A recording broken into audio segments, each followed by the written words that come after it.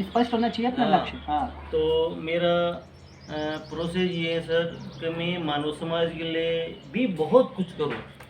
क्या और उसमें से मुझे इतनी मेरी अर्थव्यवस्था मैनेज हो जाए जिससे मेरा आराम से परिवार चल जाए। छोटा सा परिवार है, 3 बच्चे मिसेस है, मैं हूँ, एक माँ है। तो हम छोटा सा परिवार है। तो हमारा काम भी हो जाए ताकि सर मैं मुझे ये दुकानें छूट जाए ना मेरी, क्योंकि मैं दुकानों पे बंधा हुआ इंसान हूँ अभी, क्योंकि मेरी सारी इकोनॉमी मेरी दुकानें ये यानी चला रही है। तो मैं पीएचडी कर रहा हूँ तो भी उस दुकानों पे बैठ के ही कर रहा हूँ मैं। कोई भी रिसर्च पेपर बनाता हूँ तो भी दुकानों पे बैठ के ही बना रहा हूँ मैं। क्या जो भी अध्ययन किया है मैंने सन 11 से रेगुलर स्टडी मतलब की है मैंने। तो मैंने ये लक्ष्य बना करके मेरी स्टडी की है कि मैं अगर कुछ करना चाहता हूँ तो बातें करने से तो कुछ होगा नहीं। तो मैंने इस शिक्षा को माध्यम बना करके और मैंने सन 11 से रेगुलर स्टडी की और ये सोच के किया कि मुझे एक भी साल बैग नहीं लेना है। तो सर मैं आज जो पीएचडी कर रहा हूँ सर, मेरी थीसिस यानी जमा हो चुकी है।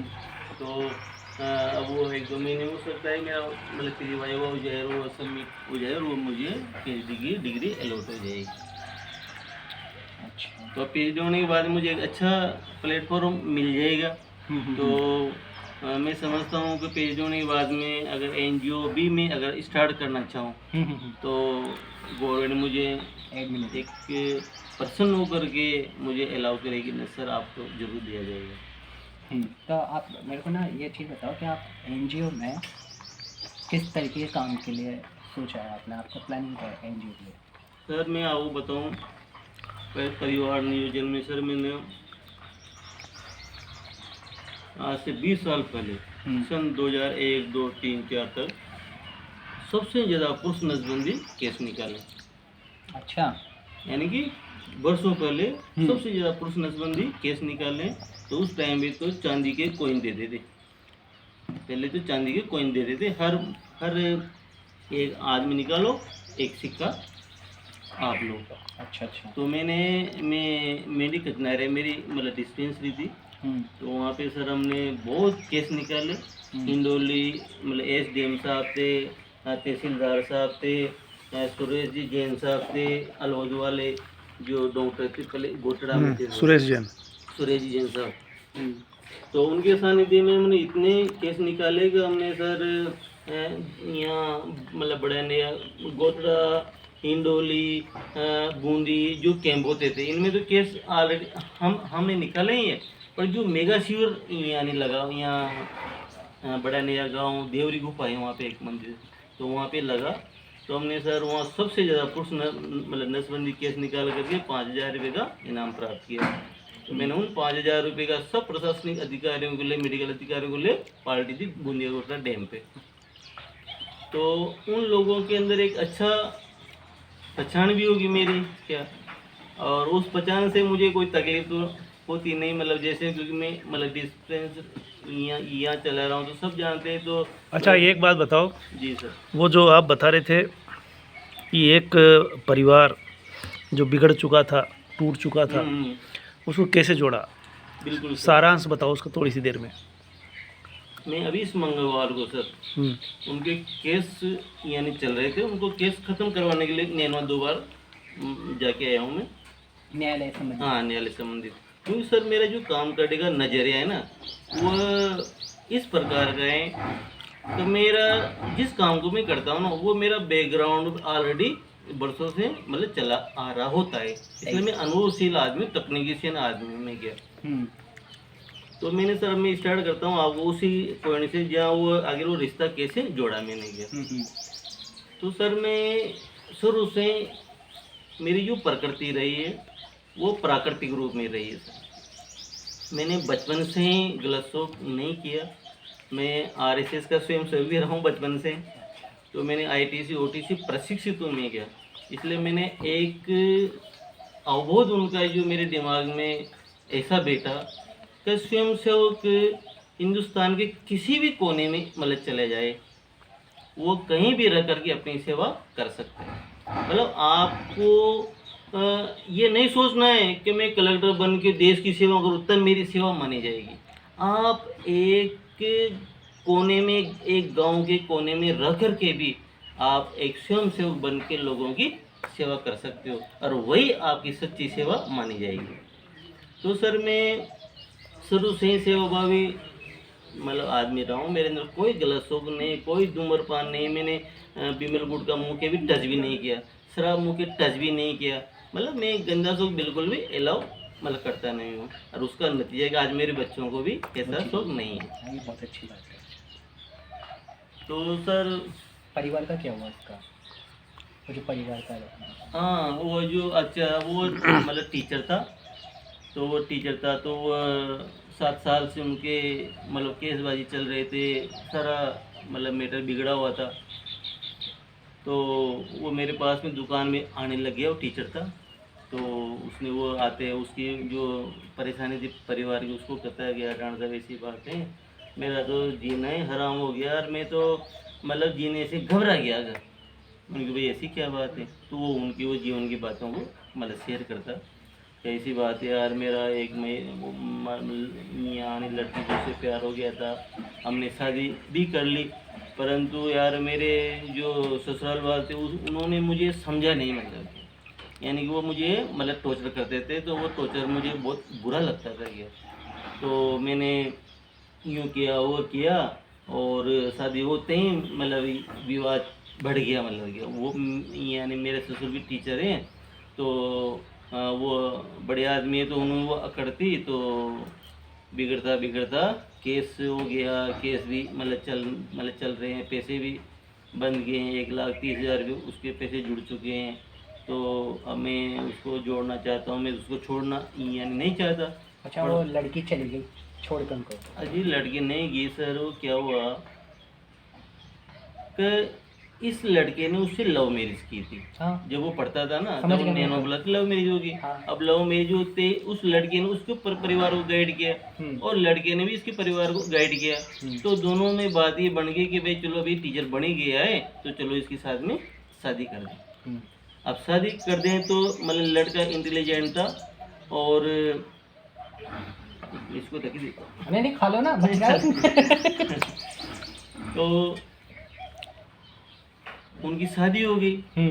अब शादी के लिए जो ही बारात लेकर के मतलब दूल्हा गया क्या, तो दूल्हा बारात लेके जा रहा था, तो उसके ससुर ने उसको 10,000 रुपये की गड्डी दे करके ये कहा उस दूल्हे से कि ज्वाई ई गाँव में मारा जैसो आदमी कहीं ताना एक भी नमन लोगो कहीं जो मतलब मन मारी बेटी के लिए देश दियो जे कहीं जो ताना जने ट्रक मंगानी पड़ा कहीं अतनु मन देश मंगाई जे ज्वाई मारी चोरी के लिए दुख नाव छे। तो ये बातें इस टीचर को चुभी कि यार अब आप ऐसी बातें मेरे से क्यों कह रहे हो, आपने कुछ भी दे रहे हो तो हमें मतलब मैंने तो मांगा ही नहीं, फिर भी आप ऐसी बात कर रहे तो ठीक नहीं है। तो बारात जा रही थी, तो उस मतलब टीचर ने जो 10,000 रुपये दिए ना, वो 10,000 रुपये उस बारात में लुटा दिए, और उसके अलावा उसने 500 नोट यानी उसको नीचे दिखाने के लिए, मतलब दोनों में विचारों के मतभेद हो गया उनके वहीं से विचारों में मतभेद हो गया। अब मतभेद हो गया तो इतना ज़बरदस्त हुआ साहब का, इस दूल्हे ने जो दहेज रखा हुआ था, बारात यानी बंदोरी जा रही थी और तोरण का कार्यक्रम था, उस तोरण के कार्यक्रम था उसके जस्ट पास में उसका दहेज रखा हुआ था, उसने 500 के नोट उस देश के ऊपर फेंक दिया, उसको 5-10 नोट फेंक दिए, तो पब्लिक टूट पड़ी। तो टूट पड़ने से वो सारा देश ऐसी तेजी होगी क्या मतलब ये तो इसने ये उसको बता दिया कि तू सोचता है कि मैंने तुम्हें खरीद लिया, तुम्हें खरीदने वाला इंसान नहीं हूँ क्या, मैंने तुमसे दहेज मांगने को डिमांड नहीं की, मैं बगैर दहेज के शादी करने वाला आदमी हूँ, और आपने मुझे इन पैसों से इन देश से यानी तोड़ लिया। तोरण मार के जी मतलब यानी नीचे उतरा वो आदमी, तो उसे कहा देख रहे ज्वाई देख मन थार ले अपनों देश दियो जे कहीं जो वो आदमी उन्हें छुपी, मतलब यानी कि वो टीचर इस टीचर को पहचानने में मिस कर गया। तो अपन को क्या बातें इस टाइम भी करना चाहिए या क्या नहीं करना चाहिए था। तो साहब शादी हो गई। शादी होने के बाद में यूं ही बारात लौट रही थी, उसने कहा कि अरे भाई जो है सारा ट्रक ना बुला कहे जी देज ना भर यानी ले जाओ। तो इनकी वो बात छुप गई, इन्होंने लगा के ट्रक क्या, हाँ ट्रक आ रहेगा। तो इनका जो अंदरूनी जो भावना थी वो थी कि अब तूने मेरे से ऐसे बोल जो कहे ना मैं देश लेके नहीं जा। तो इन्होंने वो इंतजार करने लगे कि भाई ट्रक आया नहीं, तुम्हारा ट्रक मंगाओ। तो मार साहब ट्रक तो जो ना जो पहियो फूट गयो के गेला का मान, जो ट्रक तो न पूछ पाओगो, जब ठीक हो रहा जाओगो, जब बे दीजो का दे। तो ये बारात वहाँ से आ गई, यहाँ पे दहेज वहीं छोड़ दिए इन्होंने, है ना। तो यानी लड़की आ गई। अब लड़की आने के बाद में ये 2-4 महीने तो रहे अच्छे, ताकि उसके बाद में वो लड़की तो आई, पर वो इन ऐसा क्या हुआ इनके बीच में जो इसने मतलब ये डिसीजन लिया कि यार अपन ने जो फैसला लिया वो गलत ले लिया। क्या साथ नहीं कर सकते, मतलब ये लड़की अपन इनके साथ में अपना अपना जीवन व्यतीत नहीं कर सकते, क्योंकि ये फैमिली भी यानी नाराज थी उनसे। तो ऐसा इनका जो जो बर्ताव हुआ उससे वो भी नाराज हो गया। तो ये उस लड़की को ले जा करके वहाँ छोड़ के आ गया। कितने दिन बाद? 2-4 महीने बाद में छोड़ के आ गया। 2-4 महीने रहे वो साथ में, फिर वहाँ छोड़ करके आ गया।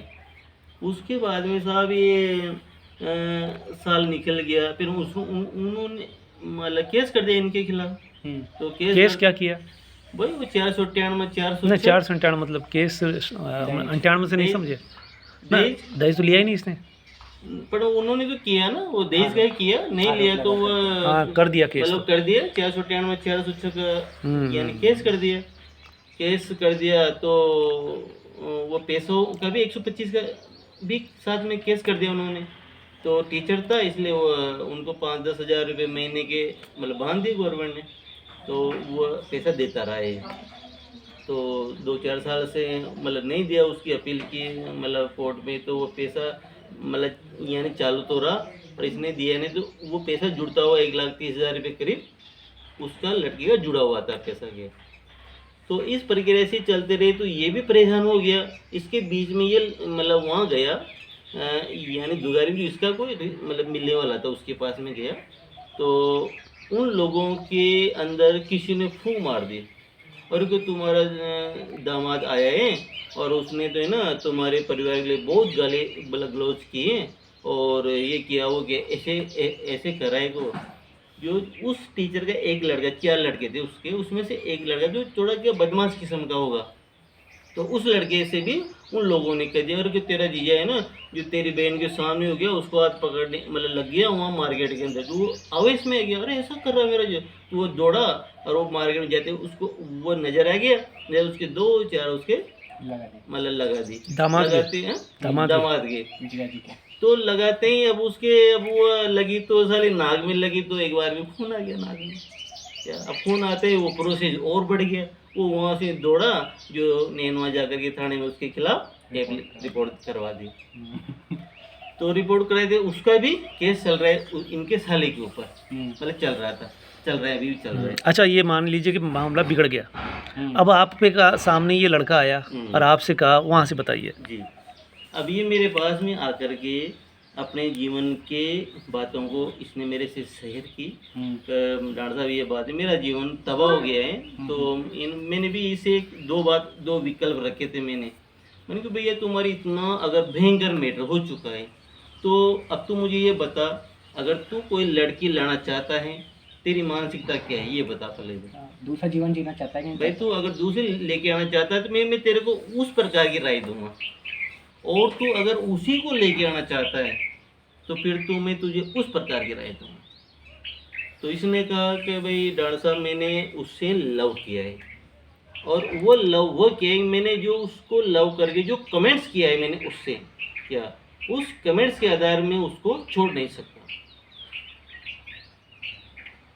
मैंने एक बार उसको कमेंट्स कर दिया कि मैंने तुमसे ही प्यार किया है, तो मैं उसी लड़की को लाऊंगा। अगर उसको नहीं लाऊंगा ना, मैं दूसरी औरत भी नहीं करूंगा, भले मेरी ज़िंदगी यूं ही बीत जाए। वाकई में आदमी है।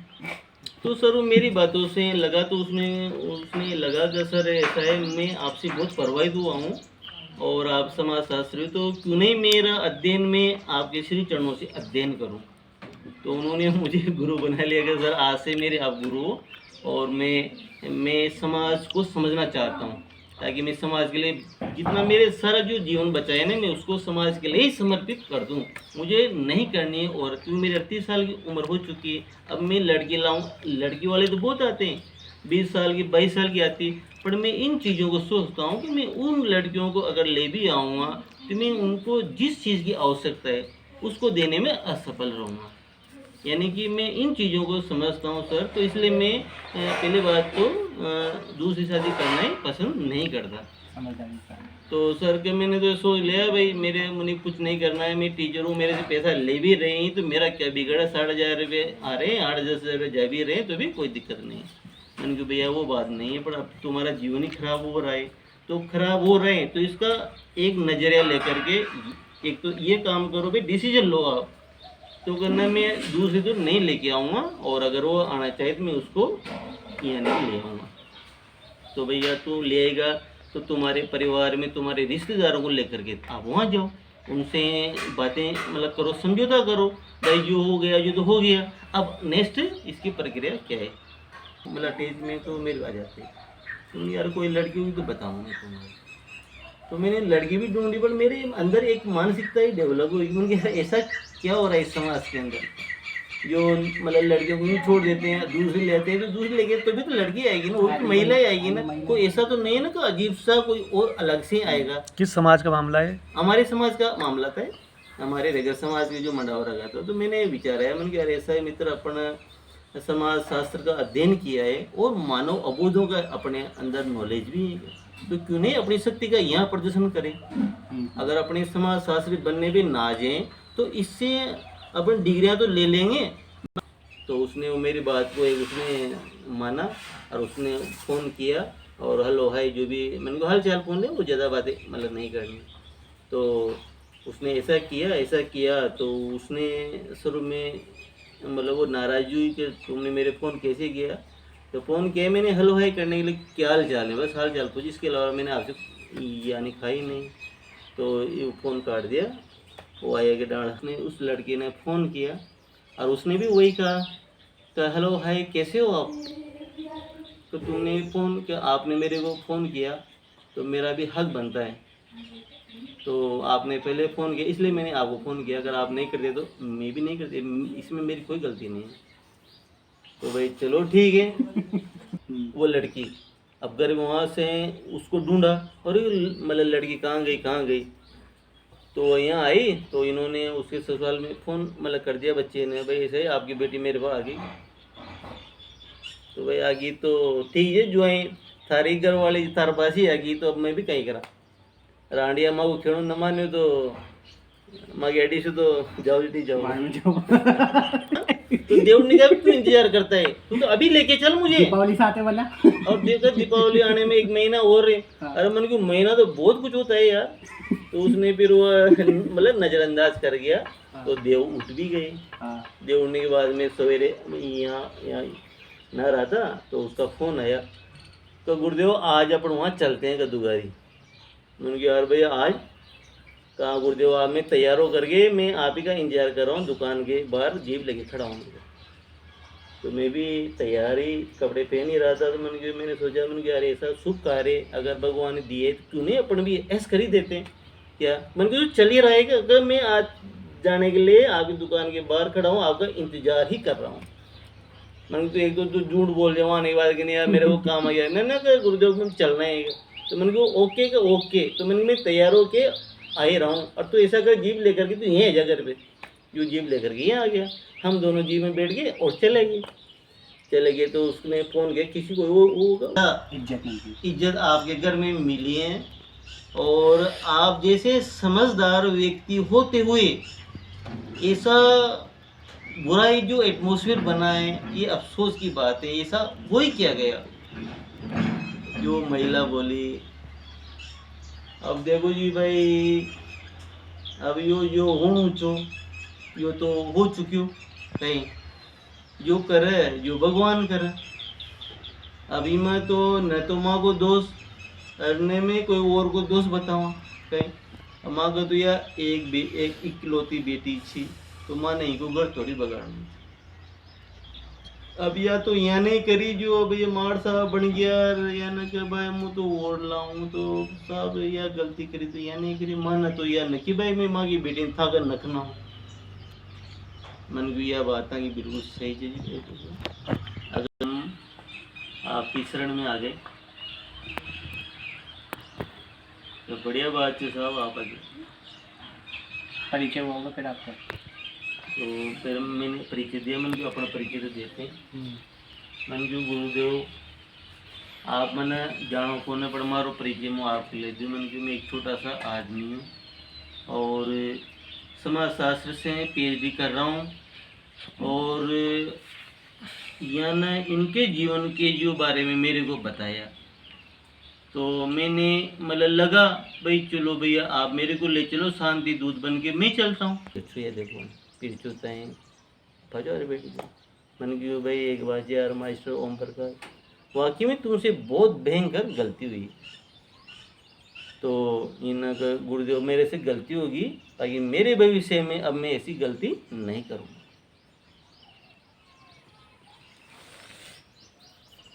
अतनांग वो मार साहब बोले जी देखो जी आप आतो गया पण यान अतनो दुख दियो चमा कर ले, अतनो दुख दियो च तो साहब अब माँ कई चीज को भरोसो कोई ना कते अब कशा बना रहे होगा। ऐसे समाज शास्त्र में एडमिशन लिया क्योंकि उनकी जो विचारधारा थी ना वो अलग धारा में भरी थी, परिवर्तित करना जरूरी थी, तो उसको परिवर्तन करना जरूरी था। तो मैंने गुरुदेव इनको परिवर्तन किया है, पहले इनको पकाया है, इनको तैयार किया है। इतने ही वो भी बोलिए कि मेरे जीवन को परिवर्तन करने वाले मेरे ये गुरुदेव हैं और ये मेरे गुरु जी से भी बढ़ गए मतलब गया, और इनके कहने से जो मैंने परिवर्तन किया है ना वो परिवर्तन वो है कि मेरी ज़िंदगी में बहुत कुछ चेंजिंग आ गई। के अंदर ये आपका दामाद अगर मुझे उस बच्ची के लिए थोड़ी सी भी परेशानी महसूस होती है तो इसका सामना पहले मेरे से हो, इतना मैं जिम्मेदारी ले सकता हूँ। तभी होता है काम। तब वो गुरुजी केवल आ गया। अब ये बात कहते हैं उसको भरोसा आया, पर भरोसा आया, वो कहने लगे कि मालिक साहब अब या तो वह होगी कि हारियो तो कौन हारियो, बेटी को बाप हारे। अब मैं तो हार में रिया जी भाई, मार इकलौती बेटी छी आगो, अब मारी इकलौती बेटी थी तो मन मारी उम्मीद के अनुसार मन कहीं कमी न रही। और ई गांव में वो एक इज्जतदार जो भी गलती करी वो यानी क्योंकि इनके अंदर क्या गुरुदेव एक अहम आ गया था, क्योंकि यहाँ का परिवार में कोई सर्विस में कोई ना, अब सर्विस यहाँ के लिए मिलता है, यहाँ के अंदर अहम आ गया। उनकी सासू बोली है कि